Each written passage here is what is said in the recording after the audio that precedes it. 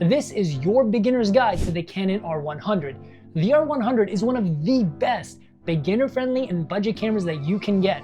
But in order to get the results you actually want, you have to know how to properly use this camera. So in this video, I'm going to show you every single button, setting, and dial that you need to know on how to get the best possible results, plus a bonus tip on how to take this beginner-friendly camera and make it look like a pro camera. Let's get into it. First of all, we have the outside of the camera. At the top, you have your shutter button right here. Then right here, this little button with the dot is your video record button. So if you hit this button at the front that's black, you're going to take a photo. If you hit this button, you're going to take a video. And this right here is the mode dial. This has the different modes that you need to know for different types of shooting scenarios. And I'll get into that later in the video. But for now, we're just going to leave it on M, and that is manual. And this way we get the most amount of control over a camera. And this, in my opinion, is also going to give you the best possible results. And right above the mode dial is actually a little wheel that you can click left and right like this, and this can be used to change different settings on your camera and also navigate the menus, as you'll see later on. And right next to this is the on and off button. This is pretty self-explanatory. Okay, and at the front of the camera you have the lens. So over here you actually have this button. If you hold it down and then you twist the lens over, it will actually take the lens off. And then at the top of the lens you actually have this red line. If you match it up with the red line on the camera, you twist it back and your lens is back on. Now, to actually use this lens, you'll notice that in the default mode, it's just kind of stuck over here. And in this mode, the lens will not work. So you actually have to grab the lens and turn it this way. It will extend, but now you're actually able to use the lens.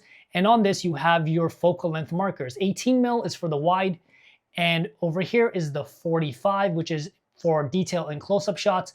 One thing to note is that your aperture, aka the amount of light this lens lets in, will change depending on the focal length. If you want the most amount of light, you want to keep it at the 18. If you're okay with a little less light because you need a tighter shot, the 45 will give you the best results. And if we flip this camera over, you'll notice you have your battery compartment. If you move this switch to the left, this should just pop open. And to insert your battery, you want to make sure you have these gold contact points at the bottom. So you want to flip this over and put it in this way, but sometimes you'll notice the battery won't go in. So flip it this way and boom, battery's in. Make sure that plastic piece right there is on top of it.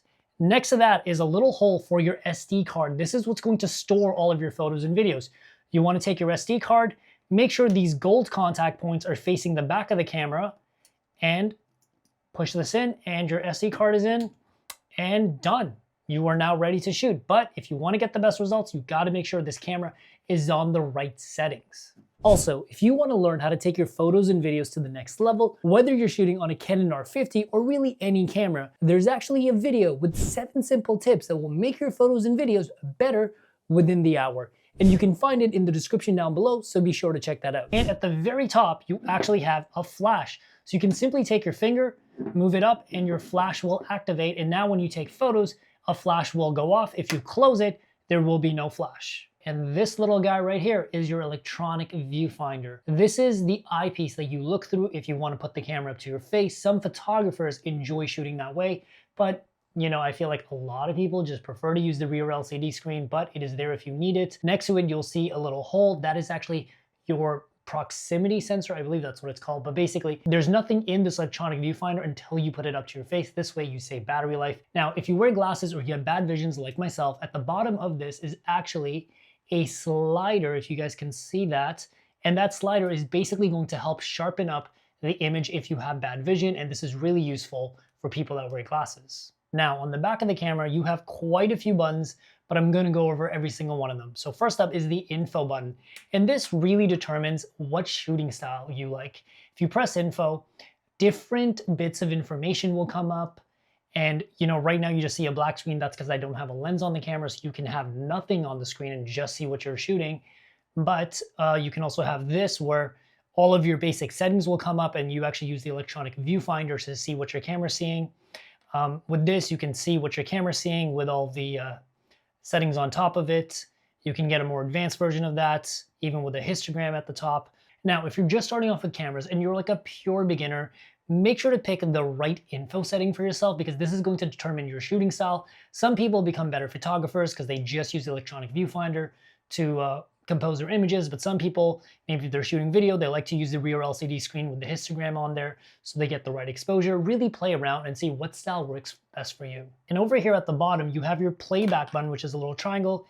If you hit this, whatever you've taken photos of will come up. And over here, if you press this button, you can actually use that to zoom in. And if you guys are wondering what that is actually my YouTube setup. And if you press this button here at the top, you will zoom out, so you can zoom in and then out. And if you keep zooming out, you will actually be able to see all of your photos taken all at once. Don't mind the question marks.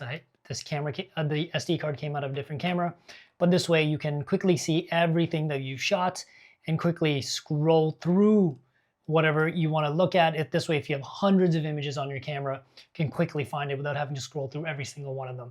But just so you guys know, if you are just regularly in your playback, you can actually use this button up here at the top, and you can use that to scroll through your images.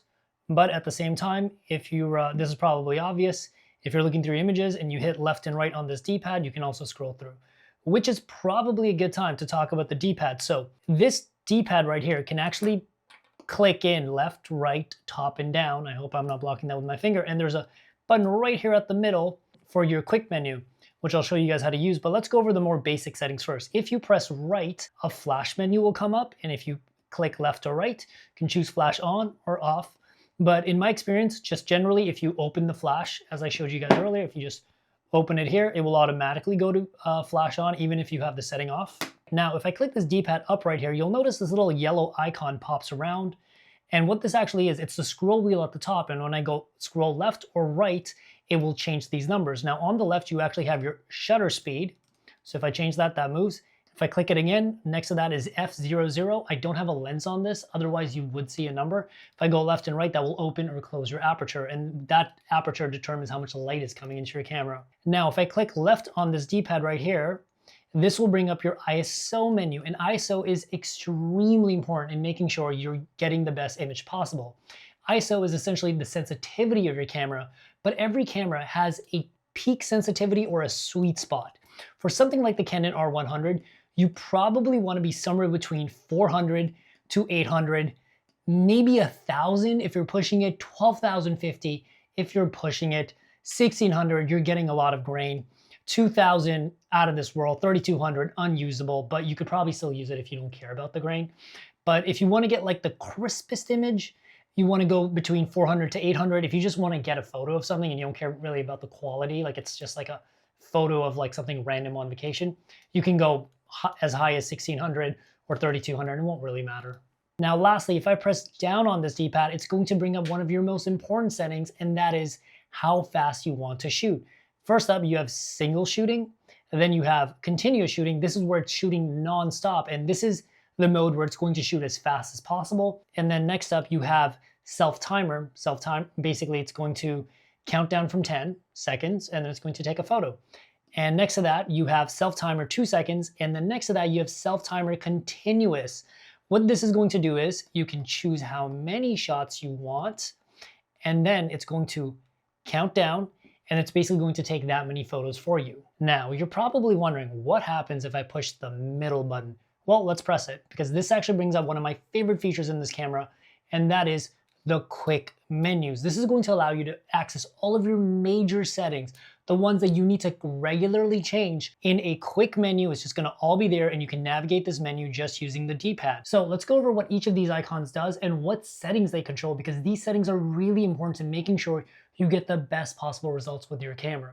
So over here on the left side, you'll see a little face with a square on it. This is for face tracking. And over on the top, you'll see if I hit info, it will enable and disable something. This is actually enabling and disabling your eye tracking. I recommend always keeping it on. Now, if I go to the right here, you'll see Spot AF.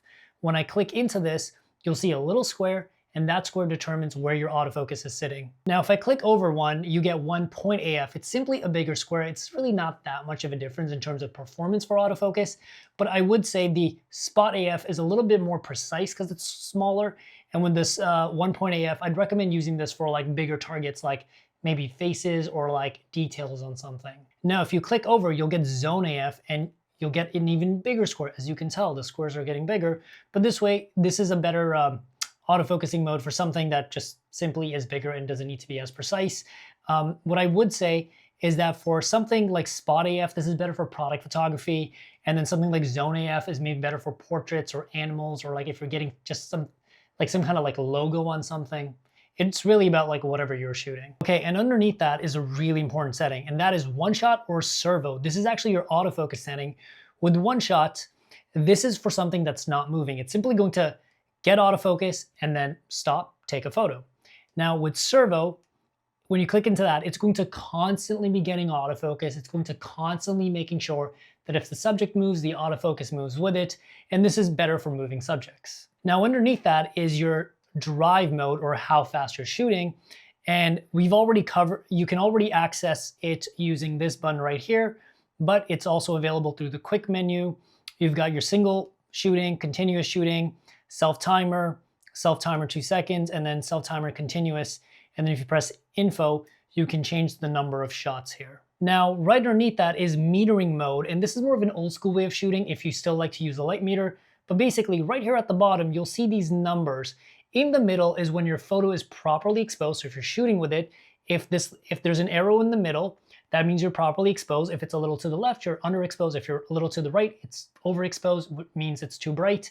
And the way your camera determines that is through its metering mode. So now when we go into metering modes, you'll see that there's a bunch available. So the first one is evaluative metering. As you can see, they literally tell you what it is. So I swear I know what these are. I'm not just reading the menus, but basically this is for like general scenes where like you have dramatically different lighting. Something is bright, something is dark, and it kind of tries to take the entire scene into account when when telling you if it's too bright or too dark.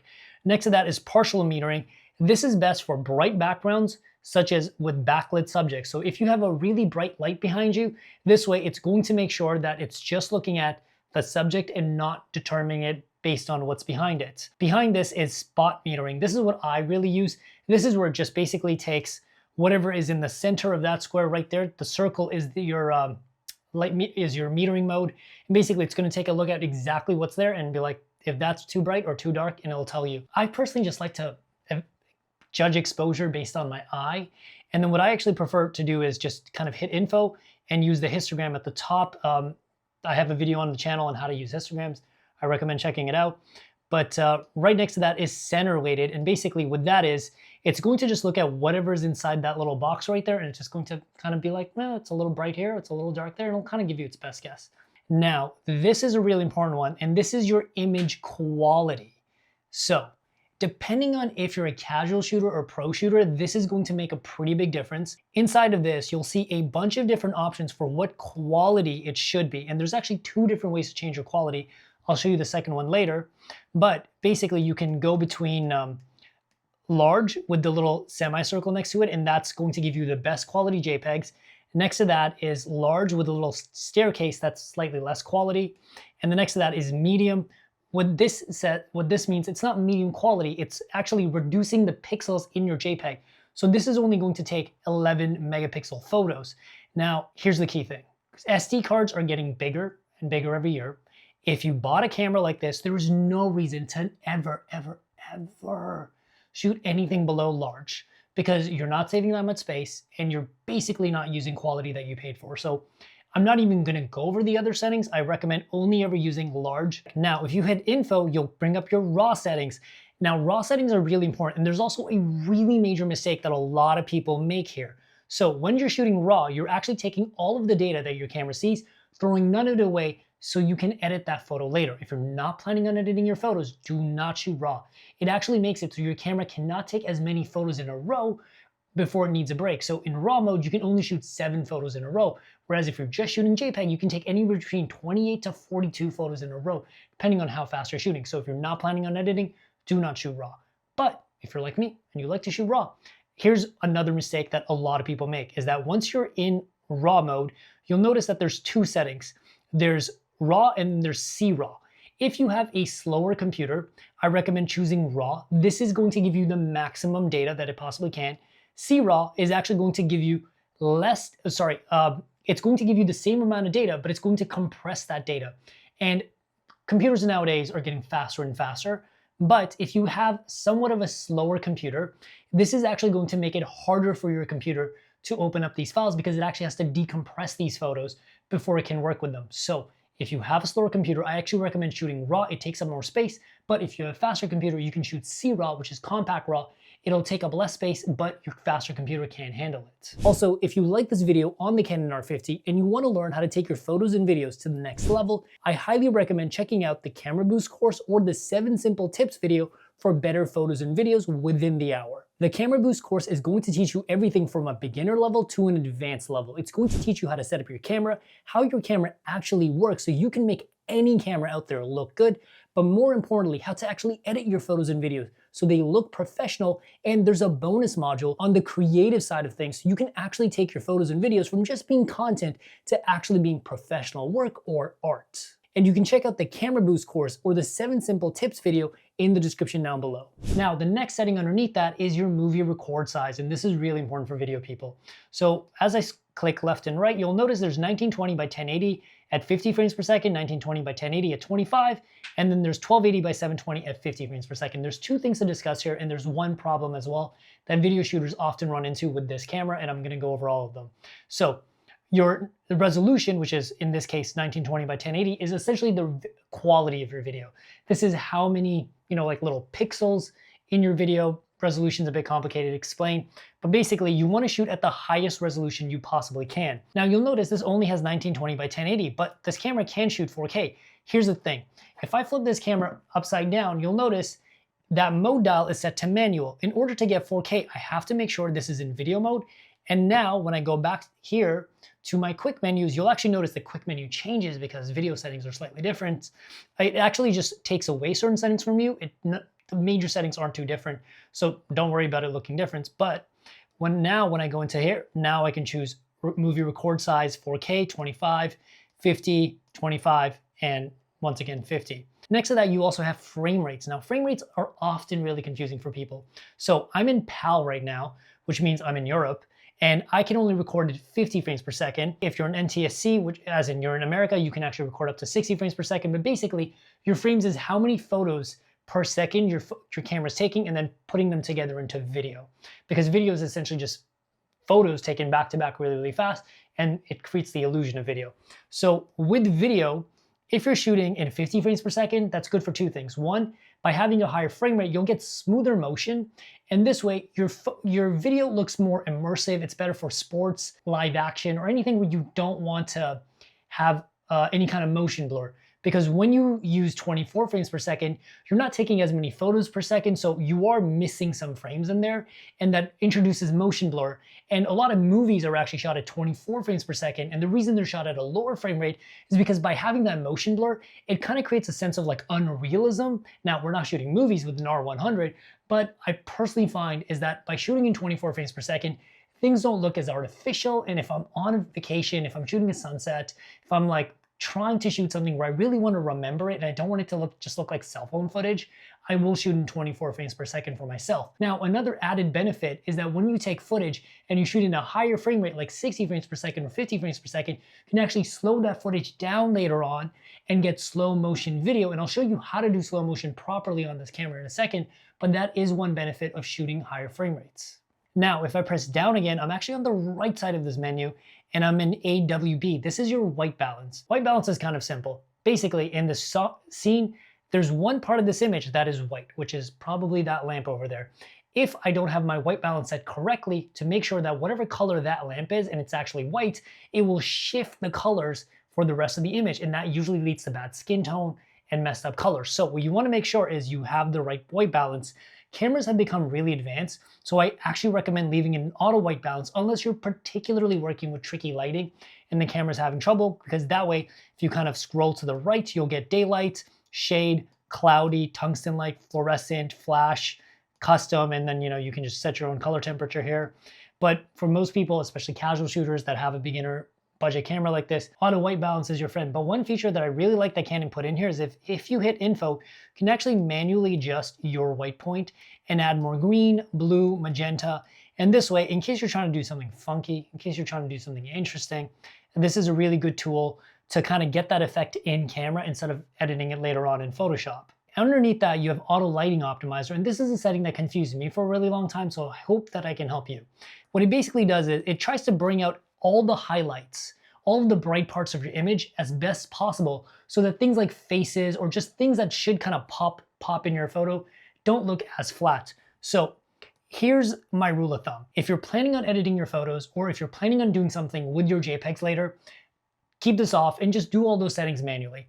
But if you really just want to get like the best possible image in camera, and you're just like, just make it look good in camera, I would set this to high, because this is going to make sure that basically your highlights and the parts of your image that should kind of draw the eye and make the image pop, if you will, look as good as possible right in camera. Now, I actually have a surprise for you guys.